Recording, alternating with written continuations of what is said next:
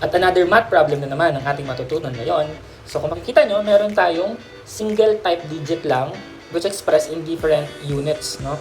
Kaya meron kang thousands, meron kang 100, tens, tapos dalawang ones. Tapos kapag in-add mo yon, dapat ang sum mo is 8,645. So, pause the video, try to solve before we show the solution. Na-try ba? Kung gusto mong malaman yung sagot at interested kang matutunan, keep watching. So, para ma-solve natin ito is kailangan lang nating i-recall yung basic math principle ng place value. At of course, converting into equation. So, simulan muna natin dito sa ones. No? Meron kang 5A dun sa ones. That's why that is 5 in ones. Tapos meron kang 3 tens dun sa A pa rin. So, remember, tens times 10 yan. Okay? That is why binabasa natin yung 4 as 40. No? Hindi lang siya 4 kasi nga 40 siya times 10. And then dito sa hundreds, meron tayong dalawa. This is times 100. No? Kaya binabasa natin yung 6 as hindi lang siya 6 but 600. Okay? And then doon sa thousands, we have 1A. So that is times 1,000.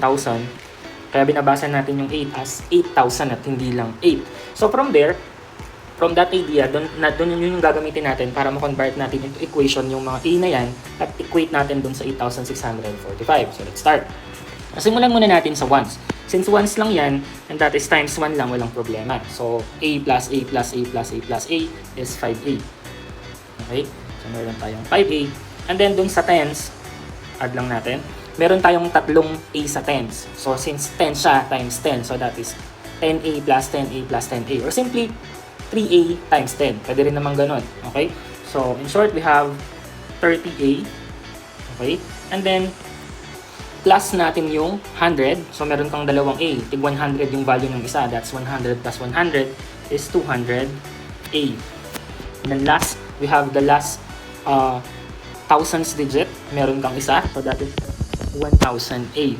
To be equated into 8,645. Kasi ang presumptions natin, kapag in-add mo yung value mga yon, is dapat yung sum niya, expected sum is 8,645. So it's 8,645. Now, all we have to do now is to use properties of equation to solve for this A. Kailangan lang natin i-isolate sa A. In short, dapat i-solve natin yung left side natin, tapos equate natin sa 8,645. So first step is combine similar terms, of course. So we need to combine this 5, 30, 200, and 1,000. Okay?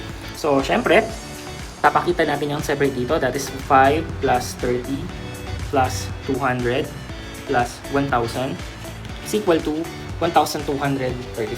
So, in short, yung equation natin kanina na may left side na 8,645 is equivalent sa 1,235A. Okay? Now, malapit na. Again, our goal here is to solve for A. So we need division property of equation, dividing both sides by 1,235. Yan, para mawala yung 1,235 sa left. Madidivide siya sa sarili niya. Of course, magiging 1 yan. And we need to simplify this one. Okay? Simplify natin. So 8,645 divided by 1,235 is 7. So therefore, the value of A is 7. And that's the missing number na hinahanap natin kanina. So if you want to check, we can do the checking. Let's assume that A is 7. So 7,777 para dun sa top number natin dito. Ito yan. To be added dun sa 777. Add dun sa 77. Tapos dalawang 7. So dapat ang expected sum natin dito is yung 8,645 which is correct. So in short, tama yung sagot natin. Nakuha mo yung sagot? Very good.